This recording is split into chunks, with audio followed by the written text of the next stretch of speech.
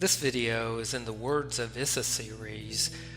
I searched for a piece where Ahmed Deedat said in a debate, "You have got to admit that Muslims are the cleanest people in the world."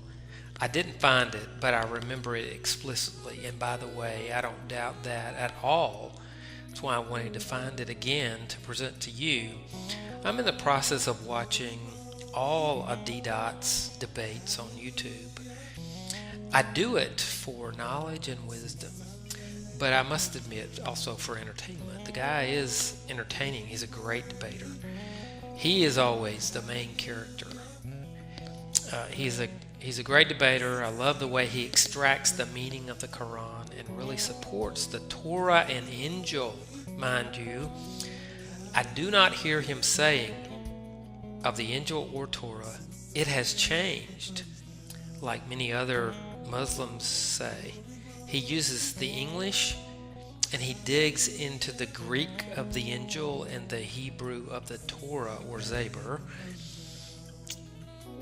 It is too bad that he is gone, and so unfortunate the way his life ended.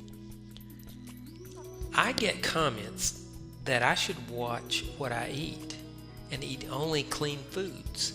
That comes mostly from Muslims, although there's a few Christians who might tell me that. Haven't heard that in a long time from a Christian or a follower of Issa. And then last night, though, I read Mark 7. Here's what it says directly from Issa about what is considered unclean. Please take this to heart. This is directly from Issa. Mark 7.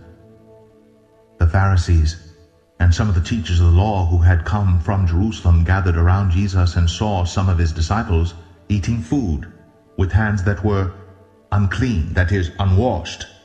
The Pharisees and all the Jews do not eat unless they give their hands a ceremonial washing, holding to the tradition of the elders. When they come from the marketplace, they do not eat unless they wash, and they observe many other traditions, such as the washing of cups, pitchers, and kettles. So the Pharisees and the teachers of the law asked Jesus, "Why don't your disciples live according to the traditions of the elders instead of eating their food with unclean hands?" He replied, "Isaiah was right when he prophesied about you hypocrites. As it is written, these people honor me with their lips, but their hearts are far from me. They worship me in vain. Their teachings are but rules taught by men. You have let go of the commands of God and are holding on to the traditions of men." And he said to them, "You have a fine way of setting aside the commands of God in order to observe your own traditions.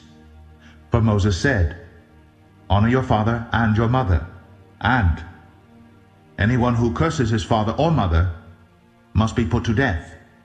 But you say that if a man says to his father or mother, 'Whatever help you might otherwise have received from me is korban,' that is, a gift devoted to God, then you no longer let him do anything for his father or mother.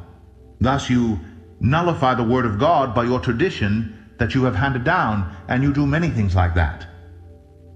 Again Jesus called the crowd to him and said, "Listen to me, everyone, and understand this.